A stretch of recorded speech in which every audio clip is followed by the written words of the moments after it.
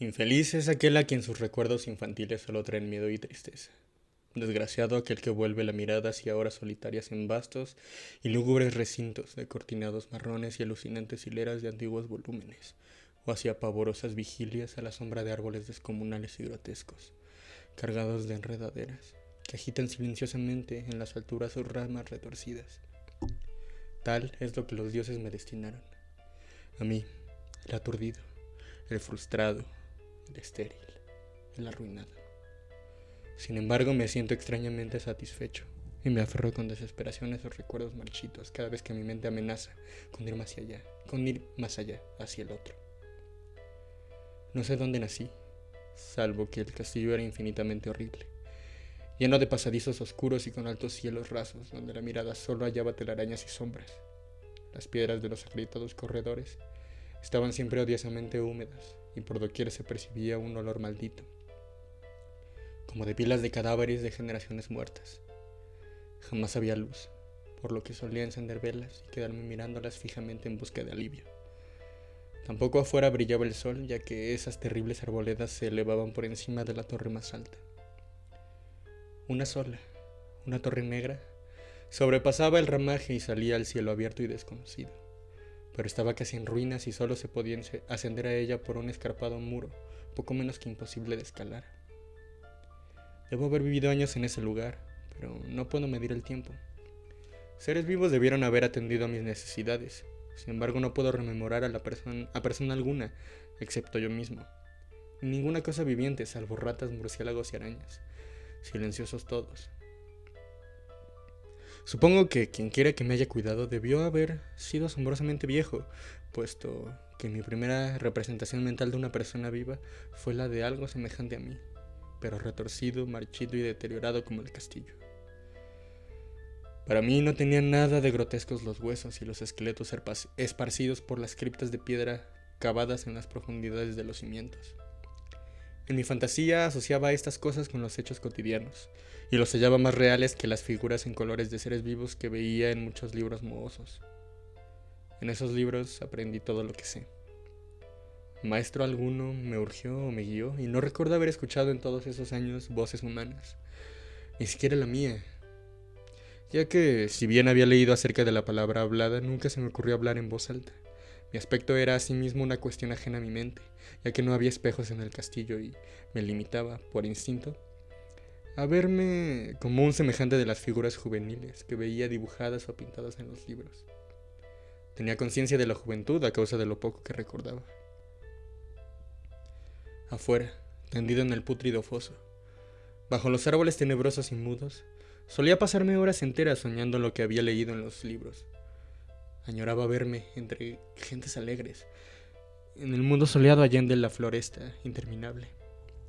Una vez traté de escapar del bosque, pero a medida que me alejaba del castillo, las sombras se hacían más densas y el aire más impregnado de crecientes temores, de modo que eché a correr frenéticamente por el camino andado, no fuera a extraviarme en un laberinto de lúgubre silencio. Y así, a través de crepúsculos sin fin, soñaba y esperaba, aun cuando no supiera qué, hasta que en mi negra soledad, el deseo de luz se hizo tan frenético que ya no pude permanecer inactivo y mis manos suplicantes se elevaron hacia esa única torre en ruinas que por encima de la arboleda se hundía en el cielo exterior e ignoto. Y por fin resolví escalar la torre, aunque me cayera, ya que mejor era vislumbrar un instante el cielo y perecer que vivir sin haber contemplado jamás el día. A la húmeda luz crepuscular subí los vetustos peldaños de piedra hasta llegar al nivel donde se interrumpían, y de allí en adelante, trepando por pequeñas entrantes donde apenas cabía un pie, seguí mi peligrosa ascensión. Horrendo y pavoroso era aquel cilindro rocoso, inerte y sin peldaños, negro, ruinoso y solitario, siniestro con su mudo aleteo de espantados murciélagos. Pero más horrenda aún era la lentitud de mi avance, ya que por más que trepase, las tinieblas que me envolvían no se disipaban, y un frío nuevo, como de moho venerable y embrujado, me invadió. Tiritando de frío, me preguntaba por qué no llegaba la claridad, y, de haberme atrevido, habría mirado hacia abajo. Se me antojó que la noche había caído de pronto sobre mí, y en vano tanteé con la mano libre en busca del antepecho de alguna ventana, por la cual espiar hacia afuera y arriba, y calcular a qué altura me encontraba. De pronto, Al cabo de una interminable y espantosa ascensión a ciegas por aquel precipicio cóncavo y desesperado, sentí que la cabeza tocaba algo sólido. Supe entonces que debía haber ganado la terraza o, cuando menos, alguna clase de piso. Alcé la mano libre y en la oscuridad palpé un obstáculo, descubriendo que era de piedra e inamovible. Luego vino un mortal rodeo a la torre, aferrándome de cualquier soporte que su viscosa pared pudiera ofrecer, hasta que finalmente mi mano, tanteando siempre, halló un punto donde la valla cedía y reanudé la marcha hacia arriba, empujando la losa o puerta con la cabeza, ya que utilizaba ambas manos en mi cauteloso avance. Arriba no apareció luz alguna, y a medida que mis manos iban más y más alto, supe que por el momento mi ascensión había terminado, ya que la puerta daba a una abertura que conducía a una superficie plana de piedra, de mayor circunferencia que la torre inferior. Sin duda el piso de alguna elevada y espaciosa cámara de observación. Me deslicé sigilosamente por el recinto tratando de que la pesada losa no volviera a su lugar, pero fracasé en mi intento. Mientras yacía exhausto sobre el piso de piedra, oí el alucinante eco de su caída, pero con todo, tuve la esperanza de volver a levantarla cuando fuese necesario. Creyéndome ya a una altura prodigiosa, muy por encima de las odiadas ramas del bosque, me incorporé fatigosamente y tanteé la pared en busca de alguna ventana que me permitiese mirar por primera vez el cielo y esa luna y esas estrellas sobre las que había leído. Pero ambas manos me decepcionaron, ya que todo cuanto hallé fueron amplias estanterías de mármol cubiertas de aborrecibles cajas oblongas de inquietante dimensión.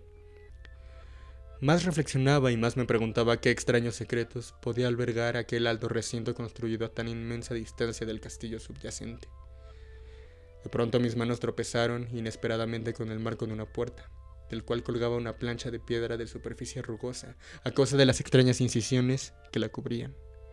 La puerta estaba cerrada, pero haciendo un supremo esfuerzo superé todos los obstáculos y la abrí hacia adentro. Hecho esto, me invadió el éxtasis más puro jamás conocido. A través de una ornamentada verja de hierro, y en el extremo de una corta escalinata de piedra que ascendía desde la puerta recién descubierta, brillando plácidamente en todo su esplendor, estaba la luna llena, a la que nunca había visto antes, salvo en sueños y en vagas visiones que no me atrevía a llamar recuerdos. Seguro ahora de que había alcanzado la cima del castillo, subí rápidamente los pocos peldaños que me separaban de la verja, pero en eso una nube tapó la luna haciéndome tropezar, y en la oscuridad tuve que avanzar con mayor lentitud. Estaba todavía muy oscuro cuando llegué a la verja, que hallé abierta tras un cuidadoso examen, pero que no quise trasponer por temor a precipitarme desde la increíble altura que había alcanzado. Luego volvió a salir la luna. De todos los impactos imaginables, ninguno tan demoníaco como el de lo insondable y grotescamente inconcebible. Nada de lo soportado antes podía compararse al terror de lo que ahora estaba viendo, de las extraordinarias maravillas que el espectáculo implicaba. El panorama en sí era tan simple como asombroso, ya que consistía meramente en esto.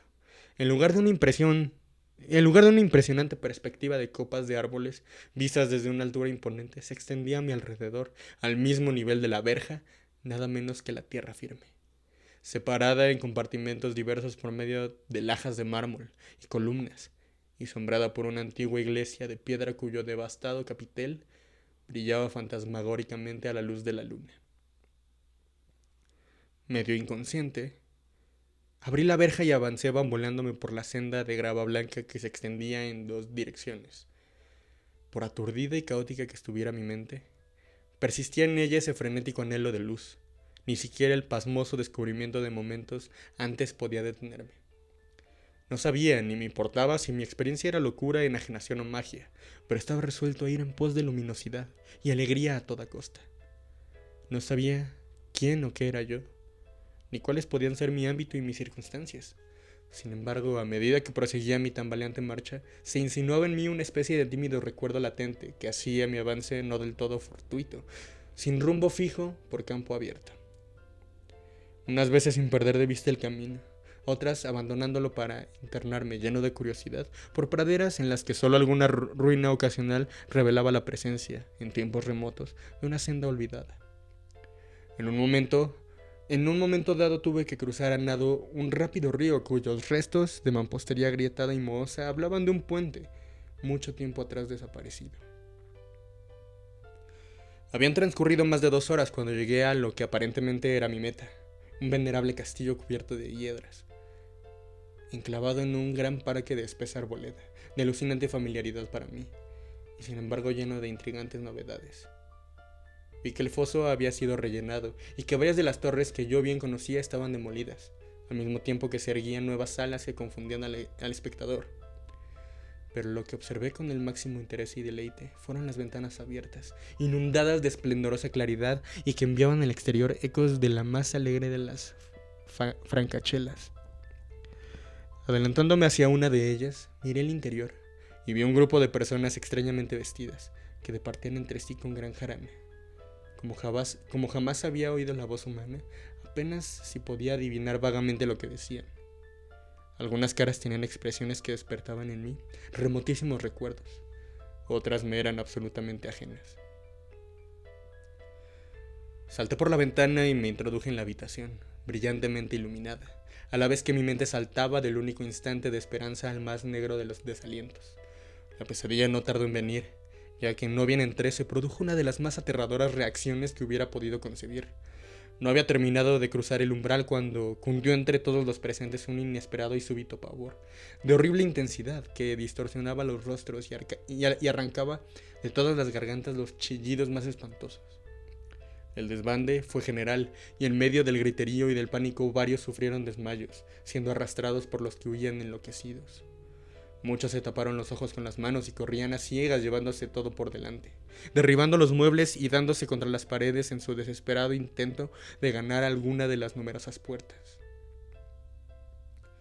Solo y aturdido en el brillante recinto, escuchando los ecos cada vez más apagados de aquellos espeluznantes gritos, comencé a temblar, pensando que podía ser aquello que me acechaba sin que yo lo viera.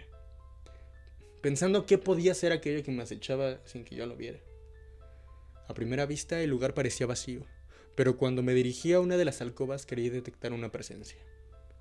Un amago de movimiento del otro lado del arco dorado que conducía a otra habitación, similar a la primera. A medida que me aproximaba a la arcada comencé a percibir la presencia con más nitidez. Y luego, con el primero y último sonido que jamás emití, un aullido horrendo que me repugnó casi tanto como su morbosa causa, contemplé en toda su horrible intensidad el inconcebible, indescriptible, inenarrable monstruo que, por obra de su mera aparición, había convertido una alegre reunión en una horda de delirantes fugitivos.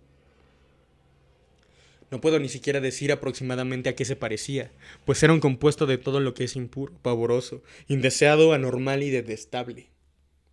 Era una fantasmagórica sombra de podredumbre, decrepitud y desolación, la pútrida y viscosa imagen de lo dañino, la atroz desnudez de algo que la tierra misericordiosa debería ocultar por siempre jamás. Dios sabe que no era de este mundo, o al menos había dejado de serlo, y sin embargo, con enorme horror de mi parte pude ver en sus rasgos carcomidos, con huesos que se entreveían, una repulsiva y lejana reminiscencia de formas humanas, y en sus enmohecidas y destrozadas ropas, una indecible cualidad que me estremecía más aún. Estaba casi paralizado, pero no tanto como para no hacer un débil esfuerzo hacia la salvación. Un tropezón atrás que no pudo romper el hechizo en que me tenía apresado el monstruo sin voz y sin nombre. Mis ojos, embrujados por aquellos asqueantes ojos vítreos que los miraba fijamente, se negaban a cerrarse, si bien el terrible objeto, tras el primer impacto, se veía ahora más confuso. Traté de levantar la mano y disipar la visión, pero estaba tan anonadado que el brazo no respondió por entero a mi voluntad. Sin embargo, el intento fue suficiente como para alterar mi equilibrio y, bamboleándome, di unos pasos hacia adelante para no caer. Al hacerlo, adquirí de pronto la angustiosa noción de la proximidad de la cosa, cuya inmunda respiración tenía casi la impresión de oír. Poco menos que enloquecido, pude no obstante adelantar una mano para detener a la fétida imagen, que se acercaba más y más, cuando de pronto mis dedos tocaron la extremidad putrefacta que el monstruo extendía por debajo del arco dorado.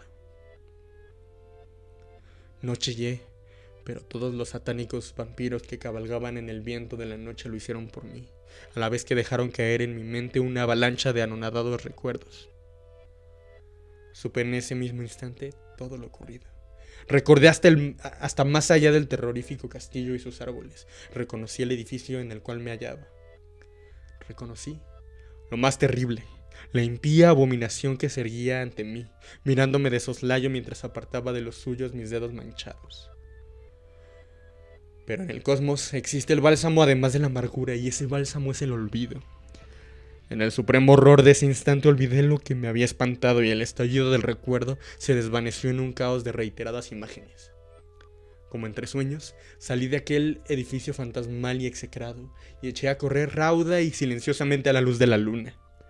Cuando retorné al mausoleo de mármol y descendí los peldaños, encontré que no podía mover la trampa de piedra, pero no lo lamenté, ya que había llegado a odiar el viejo castillo y sus árboles.